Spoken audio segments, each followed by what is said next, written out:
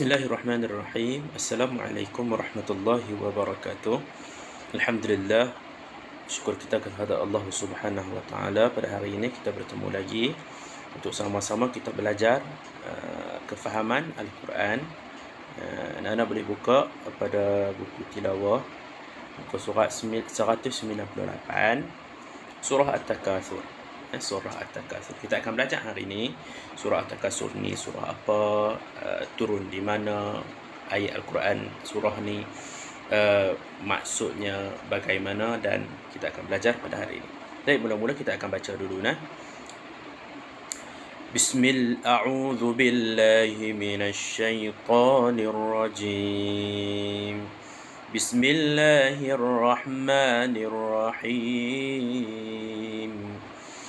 ألهاكم التكاثر حتى زرتم المقابر كلا سوف تعلمون ثم كلا سوف تعلمون كلا لو تعلمون علم اليقين لترون الجحيم ثم لترونها عين اليقين ثم لتسألن يومئذ عن النعيم صدق الله العظيم. Baik,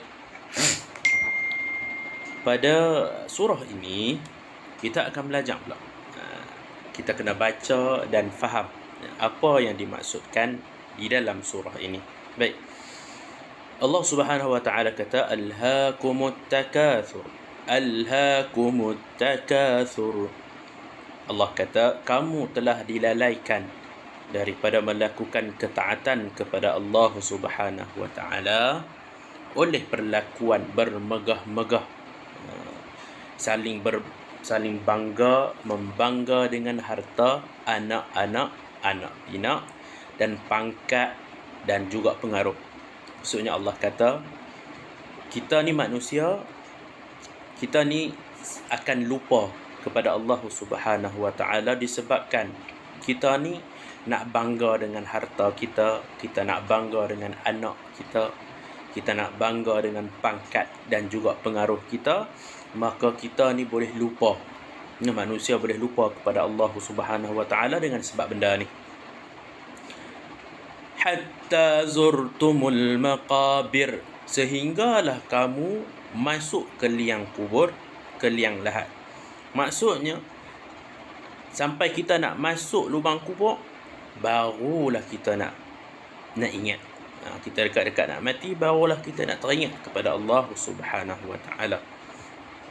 Kalla sawfa ta'lamun. Allah bagi peringatan, kata jangan sekali-kali bersikap demikian, jangan buat macam tu, janganlah sombong, janganlah bermegah-megah dengan harta, anak, pangkat dan juga pengaruh. Bersikap demikian jangan.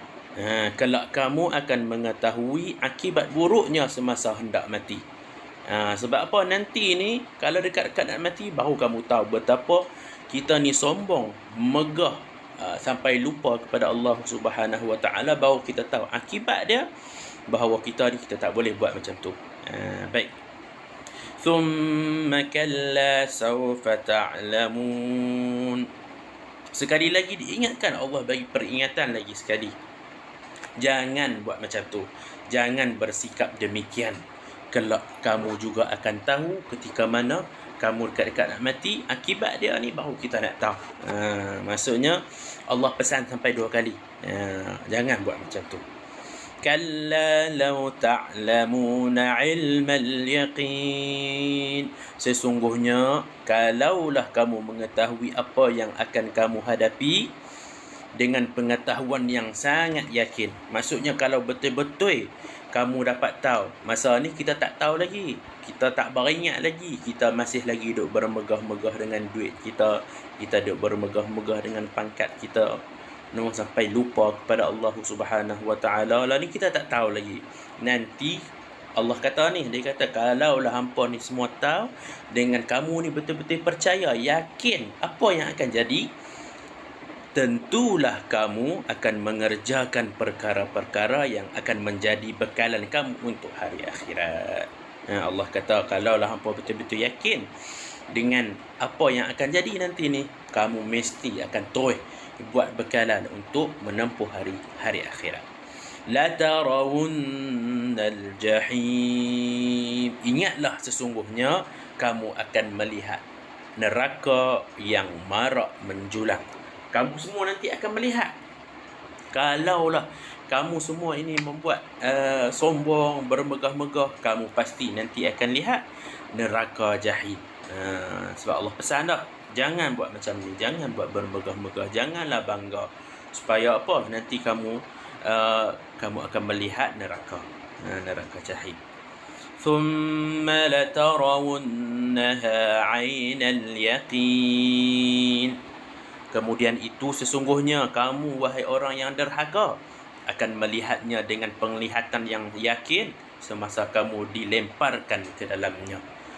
Nah, orang yang derhaka kepada Allah Subhanahu wa taala masih lagi megah dengan harta kekayaan, maka memang confirm Allah akan lempar, dan masa tu kamu akan lihat betapa adanya api neraka dan juga neraka jahim. ثُمَّ لَتُسْأَلُنَّ يَوْمَئِذٍ عَنِ النَّعِيمِ. Kemudian sesungguhnya kamu akan ditanya pada hari itu, pada hari kiamat, tentang segala nikmat-nikmat yang kamu telah nikmatinya di dunia. Masa ni Allah akan tanyalah nikmat ni, hang buat apa dengan harta-harta yang hang dapat? Apa hang buat dengan anak-anak kamu? Apa yang hang dapat harta ni megah ke tak, guna ke arah yang kebaikan ke tak? Maka ketika ini Allah akan tanya semua nikmat-nikmat yang Allah berikan kepada manusia. Jadi kita janganlah bermegah-megah dengan apa yang telah Allah bagi nikmat kepada kita. Baik, seterusnya pengenalan surah. Surah ini nama dia surah At-Takatsur. At-Takatsur merupakan surah Makkiyah. Makkiyah ni apa dia? Makkiyah ni adalah surah Mekah. Makkiyah ni Mekah, iaitu turun di Mekah. Ayat ni ada yang turun di Madinah, ada yang turun di Mekah. Tapi ayat surah ni turun di Mekah yang ada mengandungi 8 ayat. Dia ada 8 ayat sahaja. At-Takatsur bermaksud bermegah-megah. Jangan bermegah-megah dengan apa yang Allah beri nikmat kepada kita. Baik, tema umum surah. Apa dia tema dia? Sifat bermegah-megah dan beramal untuk dunia semata-mata. Dia nak cerita dalam ayat Al-Quran ni, surah At-Takatsur ni, apa dia nak cerita sebenarnya?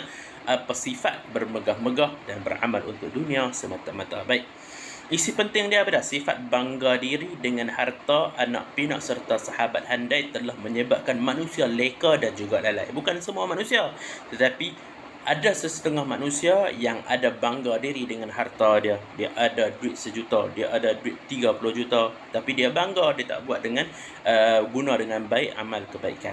Baik, menyeru manusia agar tidak leka dan lalai dalam membuat persediaan di dunia sahaja tanpa memikirkan persediaan untuk akhirat.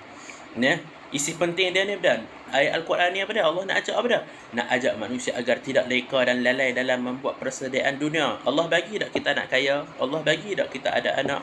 Allah bagi semua tu, tetapi jangan leka dalam membuat persediaan akhirat juga. Maksudnya begitu. Baik, pengajaran daripada surah yang kita dapat belajar daripada surah ini.